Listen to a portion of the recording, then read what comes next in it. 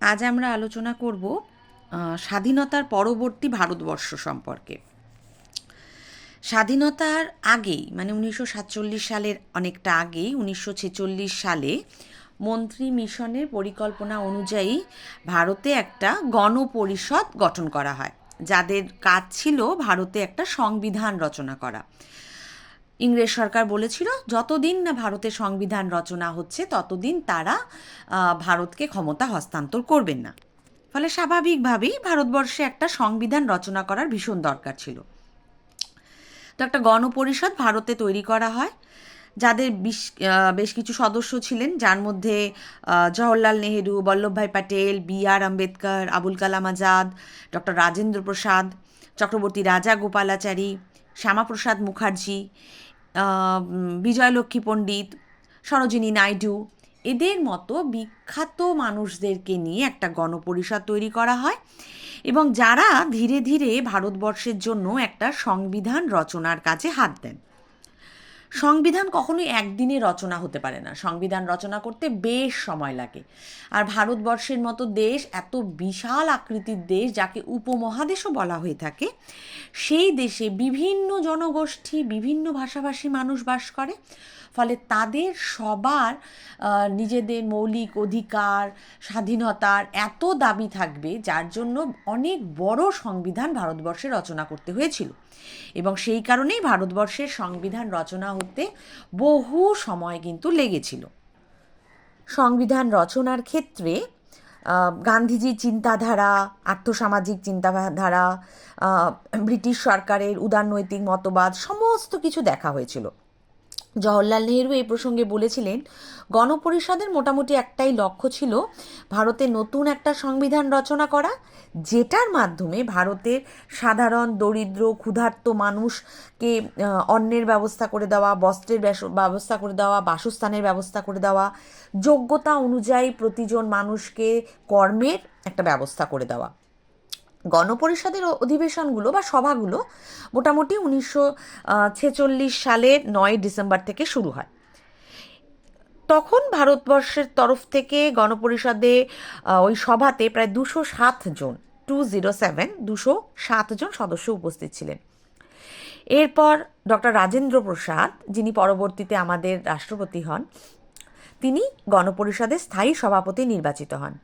তারপর জওহরলাল নেহেরু ভারতের সংবিধানের কিছু লক্ষ্য প্রস্তাব করেন। তারপর 47-এর 18ই জুলাই ভারতের স্বাধীনতা আইনের মাধ্যমে সংবিধান রচনার কাজে ভালোভাবে হাত দেওয়া হয়। প্রথমে একটা খসড়া তৈরি করা হয়, ড্রাফটিং কমিটি। খসড়া বলতে যেমন ধরো অঙ্ক করার আগে আমরা রাফ করি, সেটাকেই খসড়া বলা হয়। তো ওরকম একটা খসড়া তৈরি করা হয়। খসড়া তৈরি করার ক্ষেত্রে N. গোপালাস্বামী আয়েঙ্গার, K.M. মুন্সি, সৈয়দ মোহাম্মদ শাহিদুল্লাহ এরা যুক্ত ছিলেন। তারা একটা রাফ কপি তৈরি করেন যে কীরকমভাবে সংবিধান তৈরি হওয়া উচিত। মোট প্রায় 11টা অধিবেশন হয় বা 11টা সভা হয়। তারপর ঠিক করা হয় কীরকমভাবে সংবিধান তৈরি করা হবে। 1949-এর 26শে নভেম্বর গণপরিষদ ওই খসড়া সংবিধান যেটা তৈরি করা হয়েছিল তার কিছু কিছু কারেকশন করে সেটাকে পেশ করেন।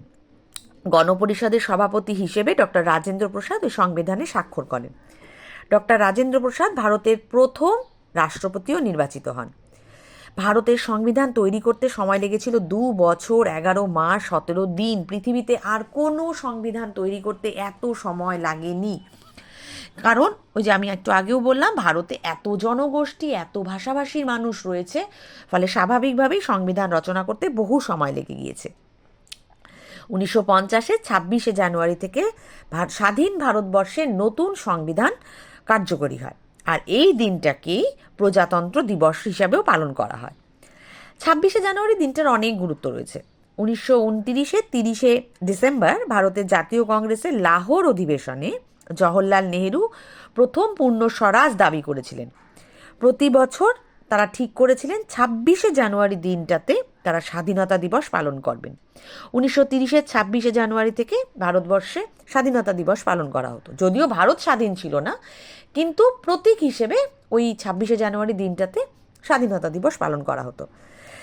এই দিনটা যাতে মানুষ ভুলে না যায়, সেই কারণেই 1950-এর 26শে জানুয়ারি দিনটাতে নতুন করে সংবিধান পেশ করা হয়, যাতে এটাকে মনে রাখা যায় এবং এই দিনটাকেই প্রজাতন্ত্র দিবস হিসাবেও ঘোষণা করা হয়, যাতে সারা জীবন আপামর ভারতবাসী এই 26শে জানুয়ারি দিনটাকে মনে রাখে।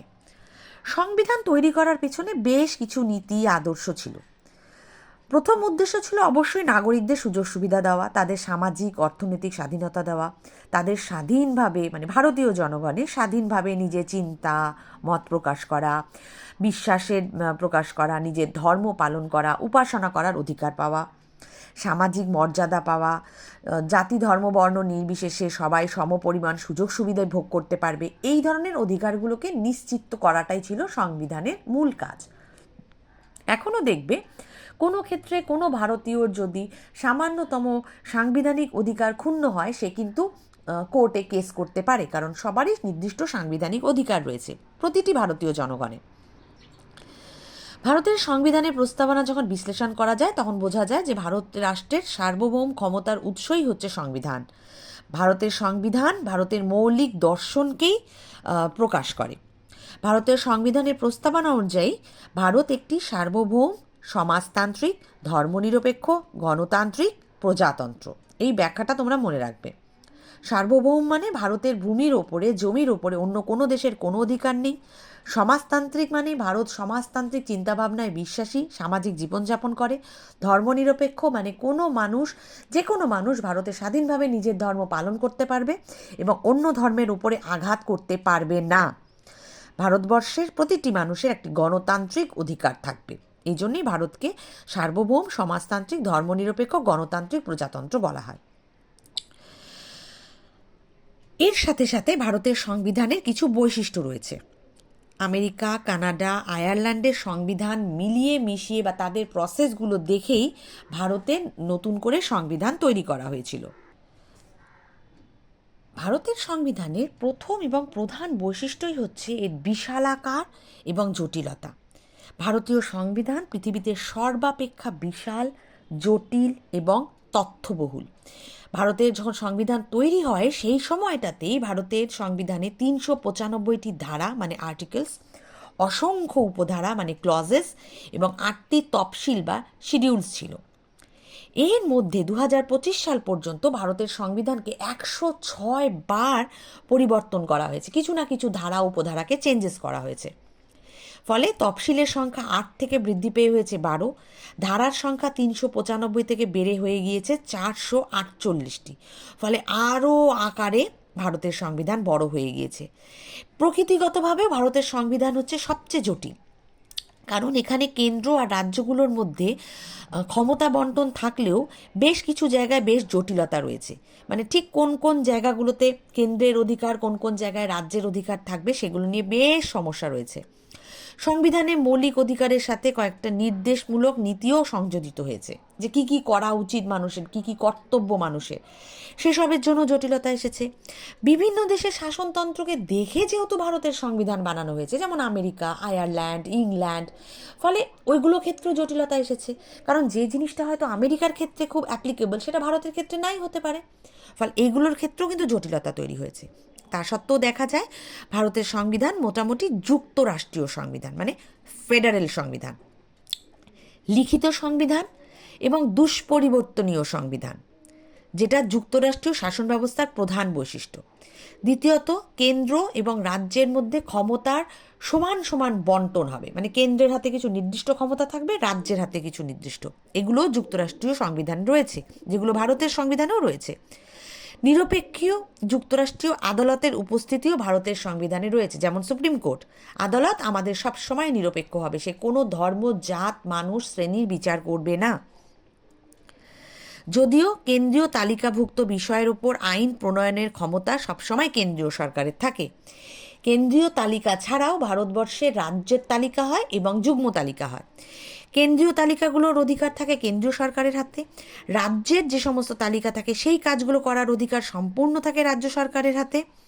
আবার কিছু থাকে যুগ্ম তালিকাভুক্ত, যেগুলো কেন্দ্র এবং রাজ্য একসাথে মিলে করে থাকে। যেমন ধরো শিক্ষার ক্ষেত্রে কিছু নিয়ম নির্ধারণ কেন্দ্রও করে থাকে, রাজ্যও করে থাকে।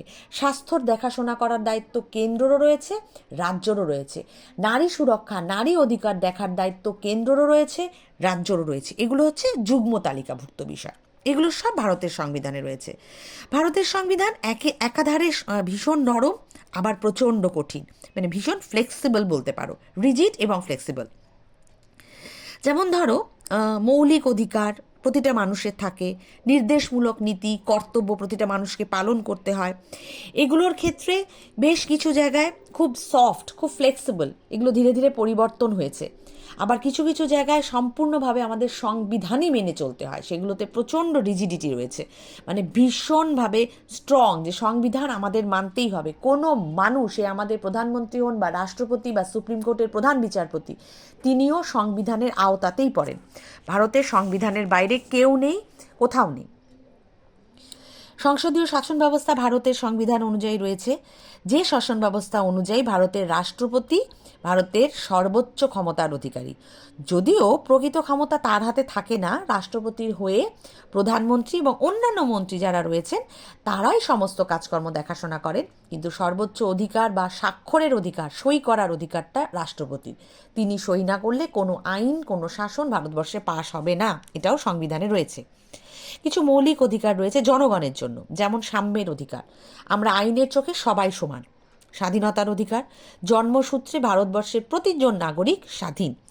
শোষণের বিরুদ্ধে অধিকার রয়েছে আমাদের, কেউ যদি আমাদের অন্যায়ভাবে শোষণ করে, সেটা আমাদের পড়াশোনার ক্ষেত্রে হোক, চাকরির ক্ষেত্রে হোক, পারিবারিক জীবনের ক্ষেত্রে হোক, বা পাড়া প্রতিবেশী আত্মীয় স্বজনের ক্ষেত্রে হোক, সেখানেও আমরা শোষণের বিরুদ্ধে আওয়াজ তুলতে পারি, আমরা কোর্ট কেস করতে পারি, এই অধিকার আমাদের রয়েছে। ধর্মীয় স্বাধীনতার অধিকার রয়েছে, আমরা যে যা নিজের ধর্মমত পালন করতে পারি, কিন্তু কখনোই অন্যের ধর্মকে আমরা আঘাত করতে পারি না। শিক্ষা এবং সংস্কৃতির অধিকারও আমাদের হাতে রয়েছে, আমরা নিজেদের শিক্ষাটাকে, নিজেদের সংস্কৃতিকে ধারণ এবং বহন করে নিয়ে যেতে পারি। শাসনতান্ত্রিক অধিকারও রয়েছে, আমাদের সাথে কেউ কোনো রকম অন্যায় করতে পারবে না, ইভেন আমাদের দেশও আমাদের সাথে কোনো অন্যায় করতে পারবে না, আমরা প্রতিবাদ করতে পারবো। এছাড়া রাষ্ট্র পরিচালনার ক্ষেত্রেও কিছু নির্দেশ রয়েছে, যেমন নারী পুরুষ সবাই, সকল নাগরিক সমানভাবে জীবিকা অর্জনের, মানে চাকরি বা কাজকর্ম করার অধিকার পায়। নারী বলে তাকে আটকে রাখা যাবে না, সেও সমান অধিকার পায়। নারী পুরুষ সবারই নির্বিশেষে সমান কাজের জন্য সমান মজুরি পাওয়ার অধিকার রয়েছে। পুরুষ হলে সে বেশি মজুরি পাবে, নারী হলে কম মজুরি পাবে, এরকম কোনো কথা আমাদের সংবিধানে নেই। সবাই যদি সমপরিমাণ কাজ করে, সমপরিমাণ বেতন তারা পেতে বাধ্য। সকলের কাজের অধিকার রয়েছে, আমরা যদি কাজ না পাই, আমরা দেশকে জিজ্ঞেস করতে পারি কেন আমরা কাজ পাচ্ছি না। আমাদের সবার রোজগারের দায়িত্ব রয়েছে এবং অধিকার রয়েছে।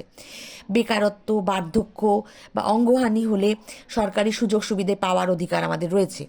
সামাজিক অধিকার আমাদের রয়েছে, শোষণের বিরুদ্ধে যে কোনো ধরনের কার্যকরী মুক্তির অধিকার আমাদের রয়েছে। নৈতিক পতন থেকে আমাদেরকে রক্ষা করার একটা রাইট সরকার আমাদেরকে দিয়েছে, যে কোনো জায়গায় যদি মনে হয় নৈতিক পতন হয়েছে দেশের, আমরা তার বিরুদ্ধেও মুখ খুলতে পারি। শ্রমিকদের যদি অসুস্থতা হয়, চিকিৎসা হয় বা জীবনহানি হয়, সেক্ষেত্রে তার পরিবারের দায়িত্ব অবশ্যই আমাদের দেশ এবং সরকারের। এগুলো আমাদের নির্দেশমূলক নীতি, যেগুলো সরকার বা দেশ আমাদের প্রতি মেনে চলতে বাধ্য। এছাড়াও রয়েছে কিছু মৌলিক কর্তব্য, যেরকম ভারতের সার্বভৌমত্ব এবং ঐক্য সংহতিকে আমরা ভারতীয়রা মনে প্রাণে সমর্থন করব এবং রক্ষা করব। আমরা সবাই এক এবং সবাই ভারতীয়, এটা আমাদের মেনে চলতে হবে। দ্বিতীয়ত, আমাদের সবাইকে সব কিছুর আগে সংবিধানকে মানতে হবে এবং জাতীয় স্তোত্র, জাতীয় সঙ্গীতকে আমাদের গুরুত্ব দিতে হবে, সম্মান দিতে হবে। 3 নম্বর, দেশ রক্ষা, জাতীয় সেবামূলক কাজে যদি সরকার আমাদেরকে চায়, মানে আর্মিদের কাজে বা বিএসএফের কাজে সরকার যদি আমাদেরকে চায়, সেক্ষেত্রেও আমাদের যোগদান দিতে হবে। ভারত যেহেতু বহু ভাষাভাষীর দেশ, বহু জনগোষ্ঠীর দেশ, ফলে নিজেদের গৌরবকেও, আমাদের ঐতিহ্যকে রক্ষা করতে হবে, প্রাকৃতিক পরিবেশকে রক্ষা করতে হবে। 6 থেকে 14 বছর পর্যন্ত বয়সী প্রতিজন শিশুকে আমাদের বিনামূল্যে শিক্ষার অধিকার দিতে হবে, যেটা রয়েছে। সরকারি সম্পত্তি আমাদের রক্ষা করতে হবে, বৈজ্ঞানিক মানসিকতাতেও আমাদের এগিয়ে যেতে হবে। আমাদের সবাইকে ধর্ম নিরপেক্ষ হতে হবে, ভারতের কোনো রাষ্ট্রীয় ধর্ম নেই। যদিও ভারত হিন্দু প্রধান দেশ, কিন্তু তা সত্ত্বেও আমাদের কিন্তু কোনো রাষ্ট্রীয় ধর্ম নেই, ফলে আমরা যে কেউ নিজের ধর্ম পালন করতে পারি, অবশ্যই অন্যের ধর্মের ক্ষতি না করে। আমাদের এক নাগরিকত্ব রয়েছে, সিটিজেন অফ ইন্ডিয়া, আমরা সবাই ভারতীয়। আর আমাদের দেশে নাগরিকত্ব বহন করা যায় না, মানে একসাথে দুটো দেশের নাগরিকত্ব আমাদের দেশের মানুষেরা ব্যবহার করতে পারে না। আমাদের যে কোনো সময় একটা দেশের নাগরিকত্বই বজায় রাখতে হবে, এবং আমাদেরকে ভারতের নাগরিকত্ব থাকলে ভারতীয় হিসেবেই আমাদের থাকতে হবে। আমাদের দেশের নিয়ম অনুযায়ী, সংবিধান অনুযায়ী 18 বছর বয়স হলেই যে কোনো পুরুষ বা মহিলা সে ভোট দানের অধিকার পায়। ধর্ম, বর্ণ, সম্পত্তি, নারী পুরুষ নির্বিশেষে তারা সবাই ভোটদানের অধিকার পায়, যেমন তোমরাই পেয়ে যাবে। স্বাধীন বিচার ব্যবস্থা আমাদের রয়েছে। ভারতে বিচার ব্যবস্থার শীর্ষে রয়েছে সুপ্রিম কোর্ট। এছাড়াও বিভিন্ন জেলায়, রাজ্যে রাজ্যে, জেলায় জেলায় আমাদের নানা ধরনের কোর্ট রয়েছে। হাইকোর্ট, লোয়ার ডিভিশন কোর্ট, সেখানে আমরা নিজেদের প্রয়োজনে, নিজেদের স্বার্থে আঘাত হলে আমরা কোর্টে কেস করতে পারি। বিশেষ সংরক্ষণ ব্যবস্থা বা রিজার্ভেশন রয়েছে তফসিলি জাতি, উপজাতি এবং অন্যান্য অনগ্রসর শ্রেণীর জন্য, মানে শিডিউল কাস্ট, শিডিউল ট্রাইবস এবং আদার ব্যাকওয়ার্ড ক্লাসেস বা ওবিসিদের জন্য নানা রকমের সংরক্ষণ ব্যবস্থা আমাদের সংবিধানে রয়েছে।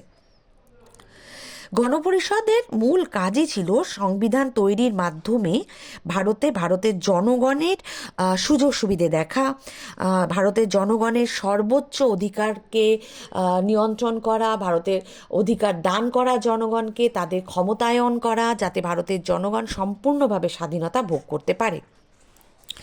ভারতীয় সংবিধানের লক্ষ্যই ছিল নাগরিকদের সামাজিক, অর্থনৈতিকভাবে ক্ষমতায়ন করা, স্বাধীনতার অধিকার যাতে প্রতিটা মানুষ ভোগ করতে পারে সেটা নিশ্চয়তা করা, শোষণের বিরুদ্ধেও যেন মানুষ আওয়াজ তুলতে পারে, মানুষ যেন ভয় না পায় কাউকে। নারীকেও এখানে আমাদের সংবিধানে প্রচুর ক্ষমতা দেওয়া হয়েছে। নারীও পুরুষের মতো আইনের চোখে সমান। নারীদের সাথে কোনো রকম লিঙ্গ বৈষম্য করা যাবে না, মানে পুরুষ হলে সে বেশি মজুরি পাবে, নারী হলে কম, তা করা যায় না। চাকরির ক্ষেত্রেও নারীদেরকে পুরুষের সমান সুযোগ সুবিধা দেওয়া হয়। স্বাধীন মর্যাদার সাথে বাঁচার অধিকারও নারীদের রয়েছে। নারী এবং শিশু পাচার করা যায় না, এগুলো অন্যায়, এবং জোরপূর্বক কাজ যদি কেউ করে তার বিরুদ্ধে আমরা পুলিশের কাছে যেতে পারি। নারী এবং পুরুষের সবারই সম কাজে সম বেতন নিশ্চিত করা হয়েছে। কর্মসংস্থানে যাতে নারীদেরকে কেউ হেনস্থা না করতে পারে তার জন্য নানা রকমের নজরদারির ব্যবস্থা প্রতিটা অফিসে কিন্তু করার ব্যবস্থা রয়েছে।